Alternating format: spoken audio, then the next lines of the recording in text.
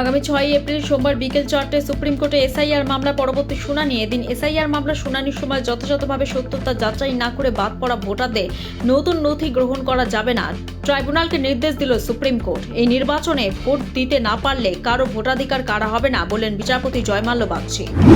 আবারও দুর্যোগে কবলে মুখ্যমন্ত্রী মমতা বন্দ্যোপাধ্যায়। হেলিকপ্টার মুর্শিদাবাদে বড়োয়ার সভা করার পর কপ্টারে নবগ্রাম যাচ্ছিলেন তিনি, কিন্তু প্রবল ঝড় বৃষ্টির কারণে নবগ্রামের সভাস্থলে অবতরণ করতে পারেননি। পাইলট কপ্টারটিকে বড়োয়াতেই ফিরিয়ে আনেন। সড়কপথেই নবগ্রামের উদ্দেশ্যে রওনা দেন মুখ্যমন্ত্রী। কংগ্রেসের প্রার্থীপদ নিয়ে বিক্ষোভ। রাজ্য কংগ্রেসের সদর দপ্তর বিধান ভবনে তুলকালাম। বুধবার দুপুরে এই বিক্ষোভের ফলেই মাথা ফাটে এক কর্মী। মহিলা কর্মীদের শ্লীলতাহানির অভিযোগ উঠে আসে। পরিস্থিতি সামলাতে নামানো হয় কেন্দ্রীয় বাহিনী। বিক্ষোভকারীদের অভিযোগ, প্রদেশ কংগ্রেস সভাপতি বিধানসভা ভোটের টিকিট বিক্রি করছেন, এমন পোস্টার সাটিয়ে দেওয়া হয়। আবারও দাম বাড়ল অটো এলপিজি গ্যাসের। এবার এক ধাক্কায় 12 টাকা 28 পয়সা দাম বেড়েছে অটোর গ্যাসের। পরিসংখ্যান বলছে গত এক মাসে ধাপে ধাপে 25 টাকা বেড়েছে অটোর গ্যাসের দাম। অতএব অটোর ভাড়া এখন শুধু সময়ের অপেক্ষা।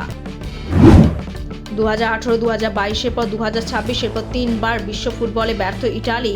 আরও একবার ফুটবল বিশ্বকাপের যোগ্যতা অর্জন করতে পারল না তারা। প্লে অফে বসনিয়া ও হার্জেগোভিনার কাছে ট্রাইব্রেকারে হেরে গেল 4বারের বিশ্ব চ্যাম্পিয়নেরা।